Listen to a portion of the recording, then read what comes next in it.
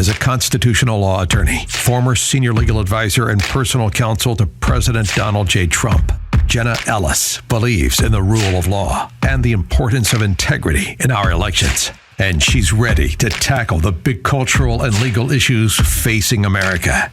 This is the Jenna Ellis Show.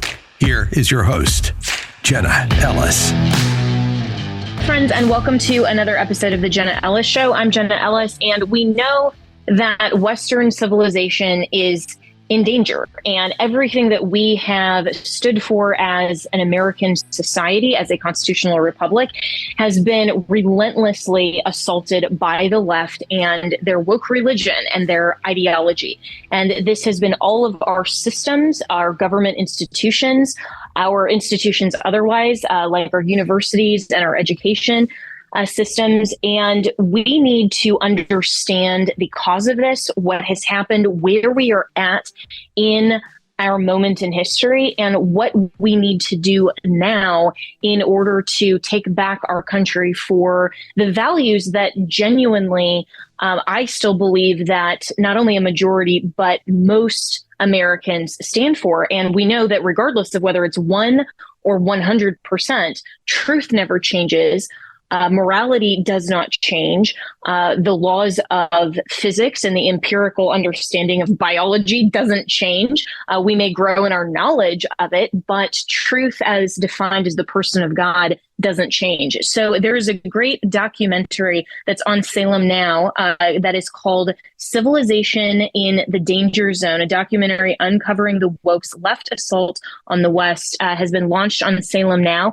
And our good friend Victor Davis Hanson, who all of you know, I just love, I think he is so articulate on these issues, will join me right after this to talk about the woke's left assault on the West, and most importantly, what we can still do about it. We'll talk to him right after this.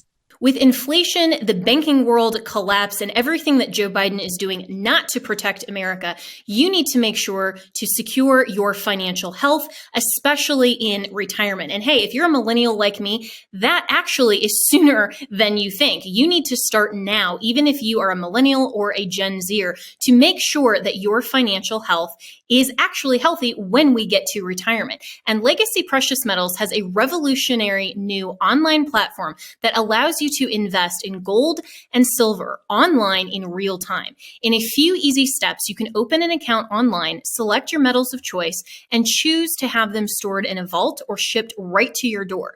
You'll have access to a dashboard where you can track your portfolio growth in real time anytime. You'll see transparent pricing on each coin and bar, and this puts you in complete control of your money. The platform is free to sign up for. Visit legacypminvestments.com and open your account and see this new investing platform for yourself. Gold hedges against inflation and against a volatile stock market. A truly diversified portfolio isn't just more stocks and bonds, but different asset classes. This brand new platform allows you to make investments in gold and silver, no matter how small or large, with just a few clicks. Visit legacypm.com to get started. You can download the free investor's guide, and you can also call Legacy PM Investments to talk to a portfolio expert to get expert answers to your to customize your personal portfolio. So visit legacypminvestments.com to get started. Tell them that Jenna sent you. So joining me now to talk more about the woke left's assault on the West and this documentary that you absolutely have to see is a scholar and senior fellow at the Hoover Institution, Victor Davis Hanson, who I know all of you who listen to this show are well acquainted with. And I am just a huge fan of his work as well and insights. So Victor, thanks so much for joining me today. Thank you for having me. Yeah, so this film in particular, I think, is so timely because the left is clearly, with their ideology and their their massive assault on Western civilization has permeated everything from our institutions, our justice system, to education, to our government systems and our churches, our families. And so big picture, what is your view on the cause of this and where the assault has stemmed from? Well, I think the cause is that this kind of transmogrification of the Democratic Party into a Jacobin or neo-socialist activist, something we've never really seen, maybe during the Great Depression, some years of the FDR administration. But these are revolutionaries, and they don't have popular support. That is, nobody favors the open border. Nobody favors energy dependence on the Middle East. Nobody favors what's going on with crime in the big cities. No one favors the economic policies, the huge debt that's being, racked up. Nobody likes the identity politics, fanaticism, the transgendered men and women's story, the whole thing. And they know that, but they're also revolutionaries. So what they try to do is two things: push this agenda by virtue of the institutions which you mentioned. That would mean the corporate boardroom, Disney, Anheuser-Busch, LA Dodgers, Target, or the foundations, the Soros foundations, the Gates Foundation. These are the biggest foundations in the country. And then the permanent bureaucratic or administrative state, the FBI, CIA, DOJ, IRS, Pentagon even, and then professional sports, as we saw with not standing for the flag, or we see in Hollywood. And so all these institutions they have captured, but they don't have popular support. So one of the things they try to do, which I don't think the right understands, they try to change the process.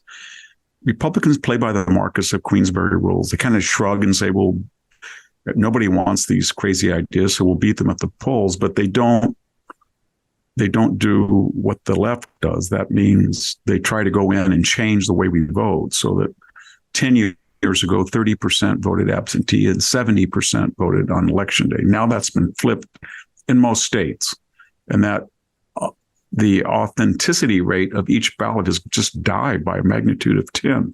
So we're basically saying, thanks to the left, election day is just a construct. Or they eliminated the filibuster originally, and because they didn't find it useful. They love the Electoral College when they had the blue wall. When it crumbled, they're going after that with this National Voters Compact, so that states would honor, I think it's unconstitutional, the national vote and not the state ballot count within their own jurisdiction. They want to bring in Puerto Rico and DC. They love the Supreme Court when it was the Warren Court, or when they were able to flip justices like John Paul Stevens or David Souter. But once it became too conservative, they want to pack it up to 15 justices. And that's what's dangerous about them, is that they look at American society, and it's a 24/7, 360-degree cultural, social, economic, political effort to revolutionize everything. And we've seen this before in history. We saw it in the French Revolution, and it's just typical. We saw it in the Soviet Revolution. You always start with a foundational date. You say, you know what, that's wrong. This sick system, and sometimes they start with the year zero, as in Germany. But we've changed it now, according to the left, to 1619. They try to change names. They topple statues. We've seen that. Fort Liberty, not Fort Bragg. And they try to go into the schools at a very early age and indoctrinate people with things that just everybody would think are crazy. They're just contrary to nature, like three sexes, or men, biological men dressing it with young people, young women in locker rooms. So that's what I think they're up to in a variety of fronts. I'm not sure that we on the conservative side understand their ambitions and their agendas. I think you're absolutely right about that. And Republicans, I mean, myself included, as an attorney, I love processes. And I think that, the rule of law is and should be at the forefront of how we navigate controversy and how we navigate challenges in the adversarial systems, and institutions are designed for good. And all of these hallmarks of really conservative values and what our constitutional republic as a government system was founded upon. But I think you are absolutely right that Republicans and conservatives, by and large, don't understand and aren't well equipped to deal with the changes in the processes and in the systems that we're encountering, and actually have good solutions. Because you mentioned, Victor, that they are fundamentally outcome oriented. And so they love the Supreme Court when it's for them. They hate it when it's not. And so they just manipulate the process however they can, and it doesn't matter what they said 5 minutes ago. It just matters whatever the outcome is. And so before we get into solutions, I want to ask you though, because I think you're totally correct that they are in the extreme minority. You wouldn't know that when you see things like Joe Biden hanging the pride flag this weekend from the balcony of the White House. You would assume that represents the majority, at least, view, if not supermajority in America. So how were they, and who is they, able to take these revolutionary ideas and infiltrate the systems that they have? I mean, this has to have a coordinated ability to do this in strategy and funding. So who are we talking about? Well, we're talking essentially about a bi-coastal elite that I think we also underappreciate, made out like bandits in globalization. This is the media, academia, the corporate world, the legal system, insurance. All of these are not people who make money by trucking or manufacturing or oil or farming, the old sources of wealth in California. So there's $9 trillion in market capitalization between San Francisco and Sunnyvale alone. And I don't think people understand now, if you look at the Fortune 400, all of those fortunes are not what they were 30 years ago, where maybe 800 million got you number 400. They are of a magnitude we've never seen in the history of civilization. 160 billion, 20 billion, 40 billion. The number of people were 10 billion, and they're all left wing for the most part. And so they have more money than anybody can imagine. You can tell that by zip codes, looking at congressional districts, they're all blue. And so when Mark Zuckerberg exercises, $100 billion fortune, he can send $419 million to pre-selected precincts to absorb the work of the registrars. And he did. And the Soros money, I mean, they revolutionized jurisprudence as we knew it. They just destroyed it in the major cities. And I don't think we understand that. And every race from now on, we have to raise as much money as we can from the middle class and upper middle class, because they have the money. The second thing I think they did, they created they took over the language. And so if you oppose this, you're a racist or a fascist or a sexist. And they were able to do that largely because they run the universities. And the university, everybody laughs and said, who cares what goes on at the Stanford English department? Or who cares what they say at the Harvard sociology? Well, the time from when a crazy idea like men competing in female sports or three genders, or the idea that it's 1619, not 1776 when this country, that gestation period between the faculty lounge and policy or out in the popular culture is about five years. And it's very rapid, these ideas. So and it's insidious. I don't think we understand it. If I was on a podcast the other day and I didn't know the answer, which is always stupid to do, is to ask a question you don't know in advance. But I said to the host, why don't we Google 2020 insurrectionary riot, meaning the 120 days of Antifa, Black Lives Matter, $2 billion in damage, 40 killed, 1,500 police officers, 3 federal courthouses attacked, police precinct burned, attack on the White House ground, pretty insurrectionary. And what comes up on the first 40 Google searches? January 6th, even though that's not the year, it's 2020. They will put in there insurrection 2000. So there's an algorithm that says anytime you have the word insurrection, it doesn't matter under what context, we're going to stick in January 6th. And they do that with everything. It's insidious. They do it with blocking the laptop in accordance with the FBI's, $3 million contracting out of Twitter 1, not the recent 2.0. And so I don't think we appreciate the role of money and their control of the bi-coastal industries or professions in which they have this huge global audience and income. conservative, look at the map, it's 90% red geographically. It's 20% blue maybe, but that's half and half population. And so that's where all the universities are. That's where all the centers of commerce are, from San Diego up to Seattle, and from basically Boston all the way down to Florida. And that's where the power in the United States is, and they control that. And they've made a discourse in which for you or I or anybody to question that, they never address the merits of the antithesis or the opposition. They always go ad hominem. You're a racist, you're a sexist, you're this and that. And when you can't find racism, they're brilliant with language. So they say, well, you can't see it anymore. That's true. But we have special skill sets. We're detectors, so we have to put adjectives in front of them.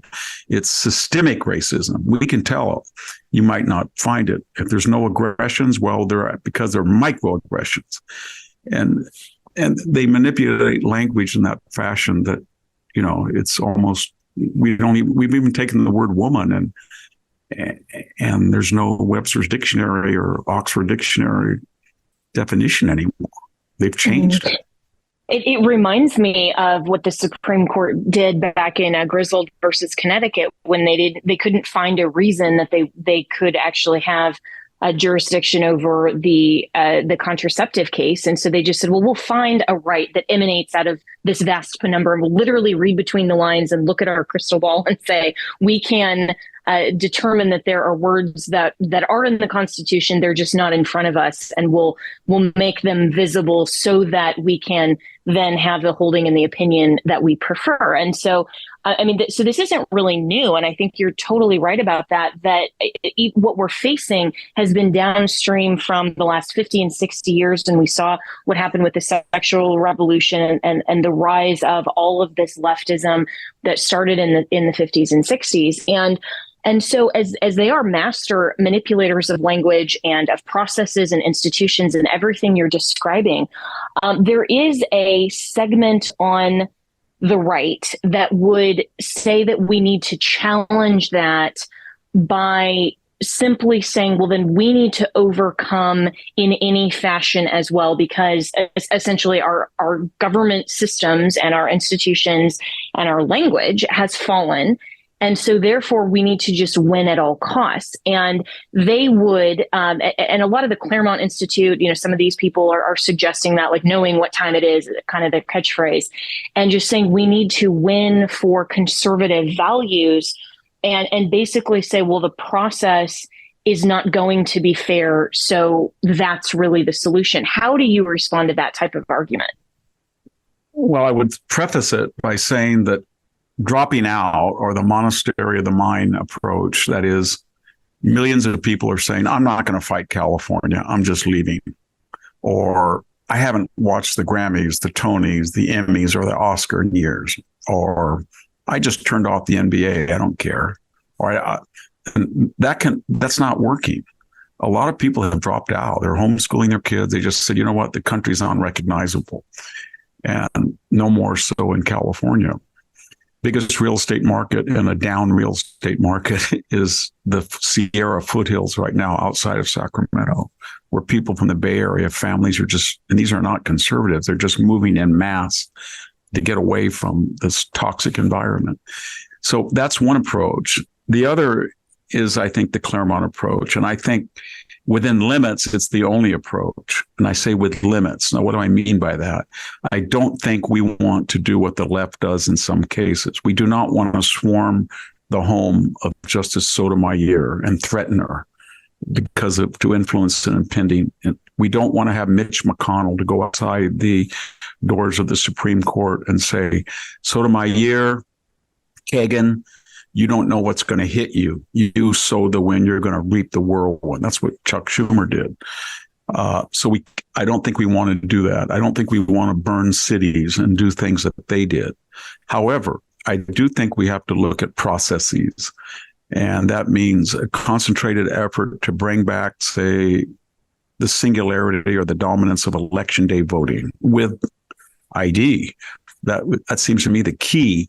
one of the key things. And I do think when you wake up this sleeping dragon and you poke him so much, then they're shocked that Disney and aggregate with Target and the Dodgers and Anheuser-Busch, they've lost about $50 billion in lost sales, subscriptions, attendance, etc. And I think that has shocked people, but I think they have to do that more and more.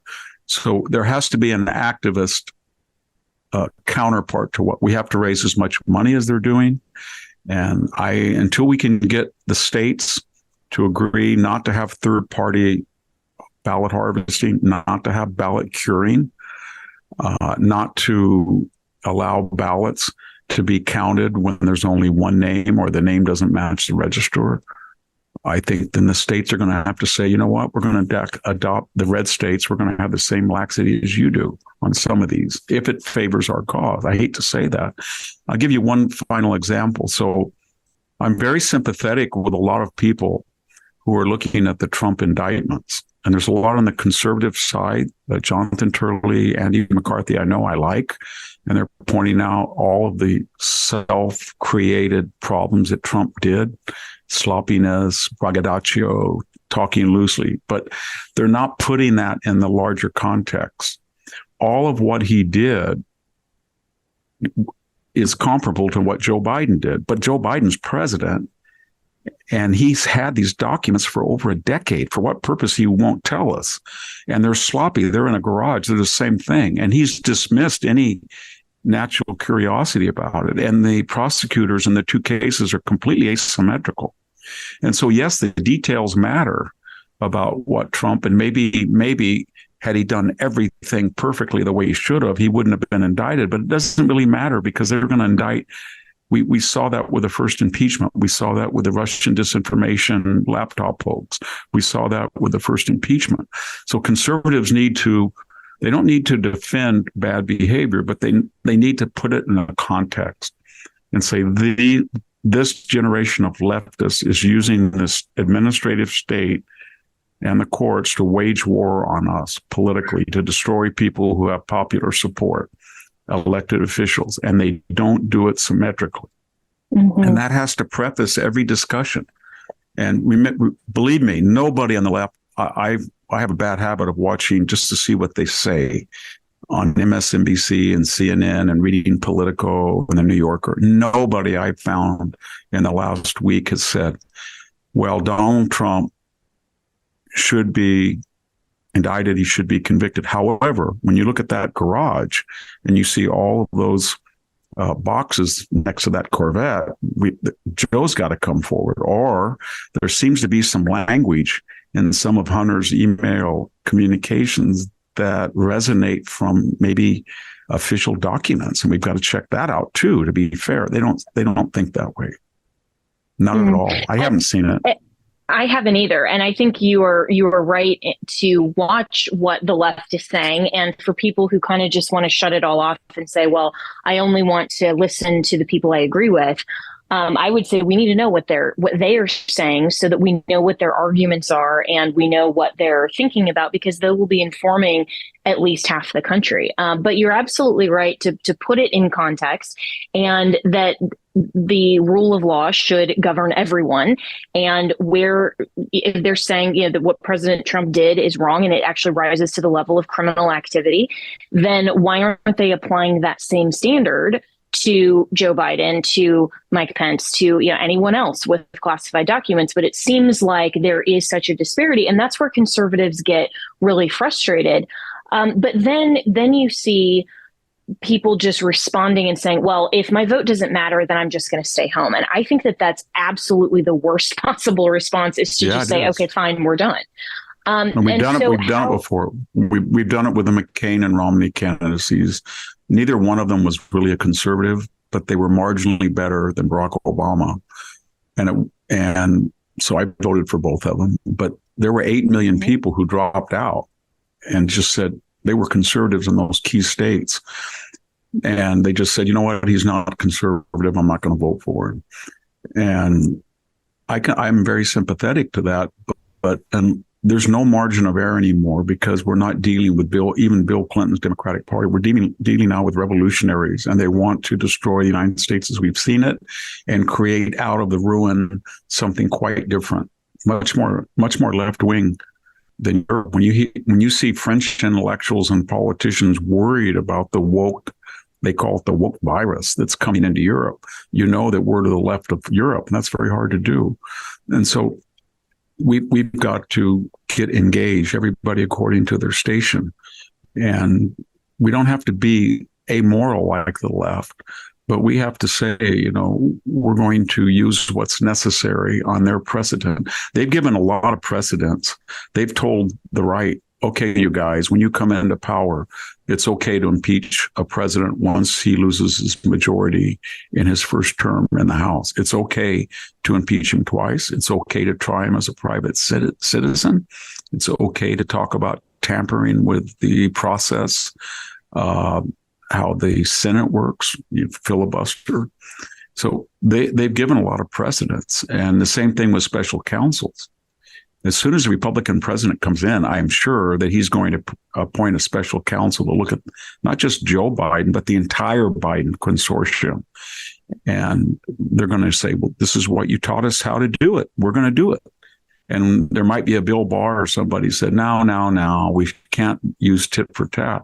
And you want to say to Bill Barr, you told us that when Andrew McCabe lied 4 times under oath. And you told us that when James Comey claimed on 245 times he didn't tell the truth, or he couldn't remember, or he couldn't recall. And you told us that when Bob Mueller said he couldn't remember what Fusion GPS was, the Steele dossier, while under oath. But you know what the left's doing right now? They are going to they did indict a 10-year military veteran, Walt Nauta, a personal assistant from the Navy to work for Donald Trump, because under oath, when asked about moving boxes, he said, either I can't remember or I don't know. This is exactly what John Brennan said, CIA director, when he lied under oath.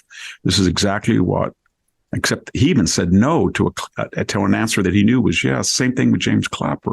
None of them faced repercussions.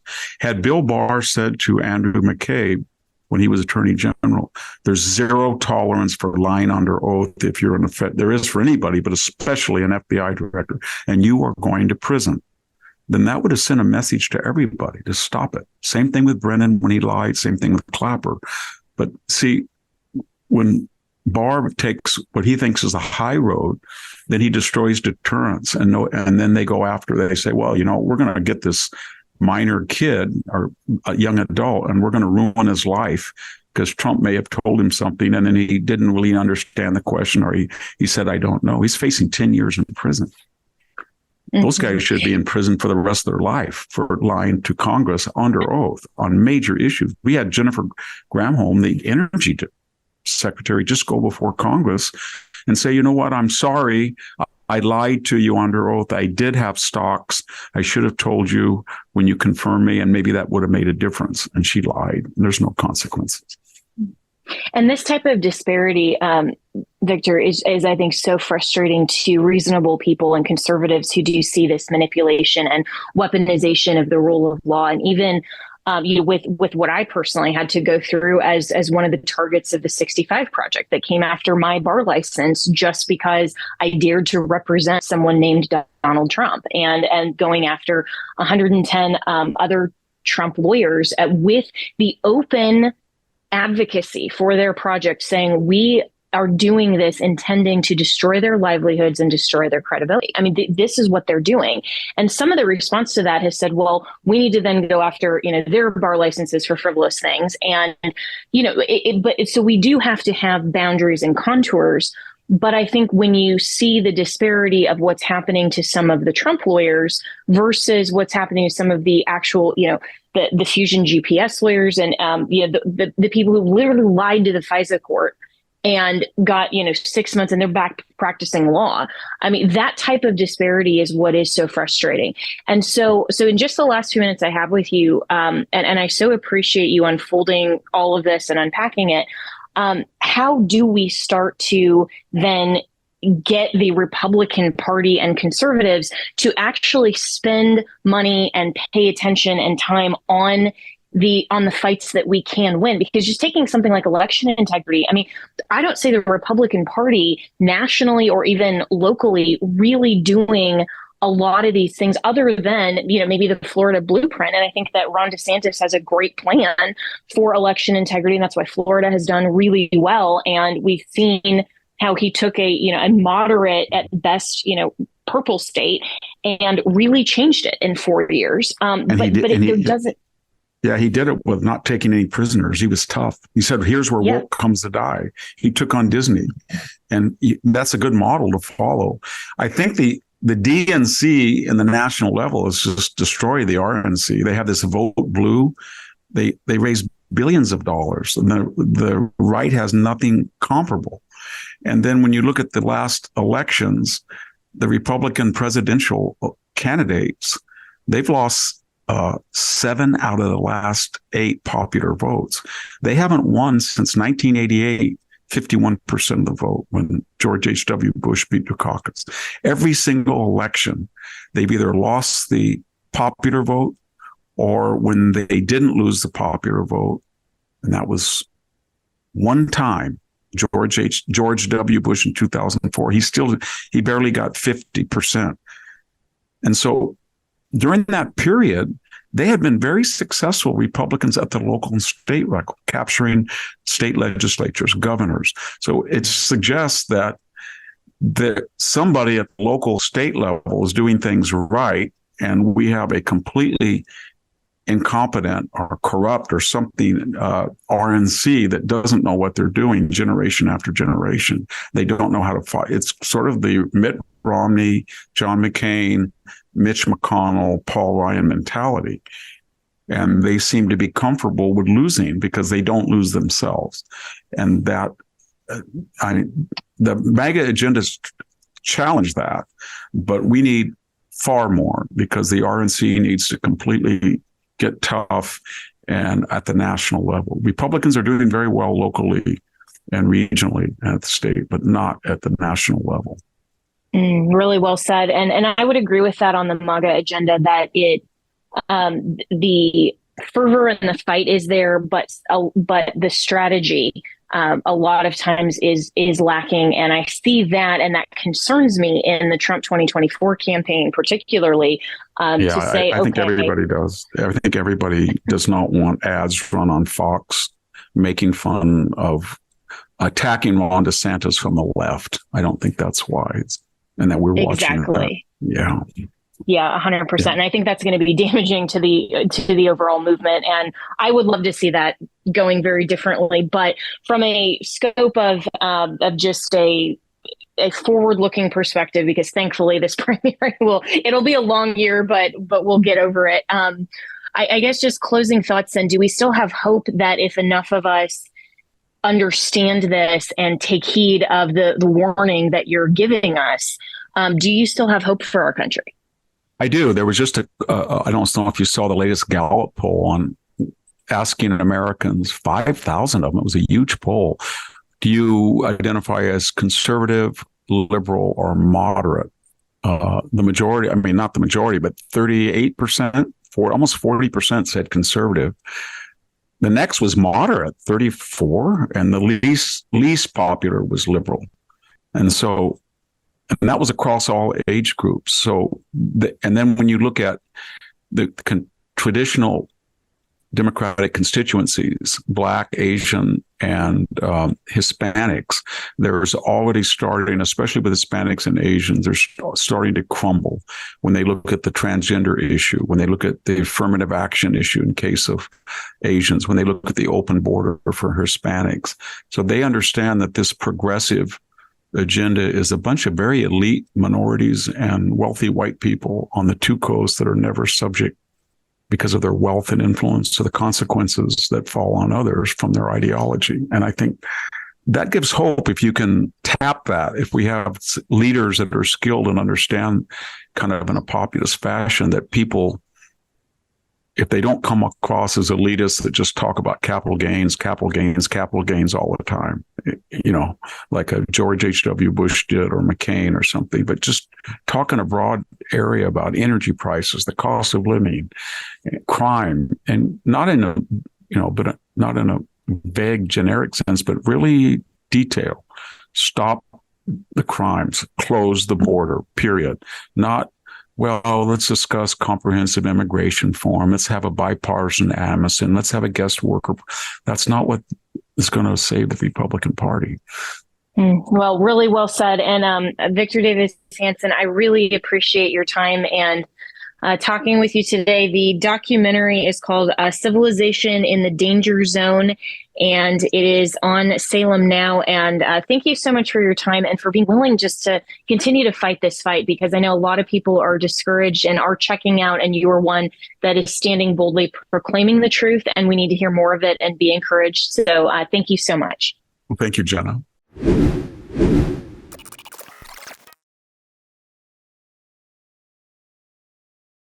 With inflation, the banking world collapse, and everything that Joe Biden is doing not to protect America, you need to make sure to secure your financial health, especially in retirement. And hey, if you're a millennial like me, that actually is sooner than you think. You need to start now, even if you are a millennial or a Gen Zer, to make sure that your financial health is actually healthy when we get to retirement. And Legacy Precious Metals has a revolutionary new online platform that allows you to invest in gold and silver online in real time. In a few easy steps, you can open an account online, select your metals of choice, and choose to have them stored in a vault or shipped right to your door.